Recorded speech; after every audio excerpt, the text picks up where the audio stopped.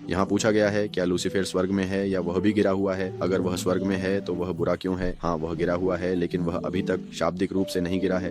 वह कहने के लिए गिर चुका है। याहवेह ने उसे बताया कि वह उसे बाहर कर देगा, जैसे किसी को कहा जाए मुझे तुम्हें निकालना है, मैं तुम्हें 6 दिन देता हूँ ताकि तुम अपने काम को व्यवस्थित कर सको, ताकि तुम जो कागजात देने हैं उन्हें दे सको और फिर तुम्हें जाना होगा। याद रखें कि याहवेह के लिए एक दिन 1000 वर्षों के समान है, तो मानव इतिहास के 6000 वर्षों में जो बीत चुके हैं, हमें 6000 वर्षों को पूरा करने के लिए कुछ महीनों थोड़े वर्षों की कमी है। इन 6000 वर्षों में स्वर्ग में यह 6 दिन रहे हैं, इसीलिए किसी के लिए यह बहुत अधिक महसूस होता है। लेकिन लॉस एंजलिस में केवल 1 सप्ताह का अनुभव हुआ है, शब्बत अभी आने वाला है। तो लूसीफर ने कृपा खो दी और याहवेह ने उसे निष्कासित कर दिया।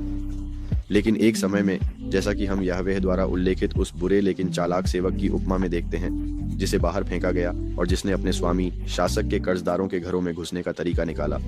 लूसीफर देवदूतों को मनाने गया और 1/3 को मना लिया, जो प्रकाशित वाक्य 12 में उसके साथ गिरते हैं जब स्वर्ग में स्थान नहीं बचता। तो ऐसा कहने के लिए उसे स्वर्ग के एक स्थान से बाहर फेंका गया, लेकिन वह दूसरे स्थान पर चला गया। उसे वहां से बाहर फेंका गया जब तक कि उन 6 दिनों में उसके लिए कोई स्थान नहीं बचा।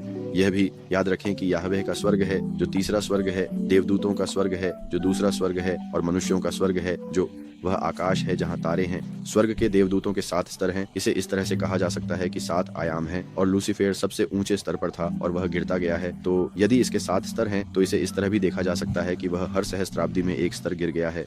पहले 7वें में होने के बाद, लेकिन जब उसने ईवा को फल दिया तो पहले सहस्त्राब्दी में 6ठे में गिर गया, दूसरे सहस्त्राब्दी के बाद वह 5वें में गिर गया, तीसरे सहस्त्राब्दी से चौथे में, चौथे सहस्त्राब्दी से तीसरे में, 5वें सहस्त्राब्दी से दूसरे में, 6ठे सहस्त्राब्दी से पहले में, और 6ठे सहस्त्राब्दी के अंत में वह पहले से पृथ्वी पर गिरता है, जैसा कि प्रकाशित वाक्य 12 में कहा गया है। इसलिए बस ये समझें कि समय की धारणा मनुष्यों के लिए पूरी तरह से अलग है जो देवदूतों के लिए है। दूसरी ओर याहवेह प्रकाशित वाक्य 12 में लूसीफर को स्वर्ग से निकालता है, क्योंकि अब उसके लिए स्वर्ग में कोई स्थान नहीं है। लूसीफर हवा के सामर्थ्य का राजकुमार होने के नाते हवा को, न कि पृथ्वी को, इंगित करता है फिलहाल के लिए। अन्य कारकों के बीच इस बात का तथ्य कि उसे राजकुमार कहा जाता है, यह भी संकेत करता है कि वह इस धरती का राजा बनने जा रहा है, जिसे मनुष्य उसे शक्ति देंगे। इसलिए वह, जैसे कि कई लोग सोचते हैं, नरक में नहीं है, सब कुछ नियंत्रित करते हुए या ऐसा कुछ।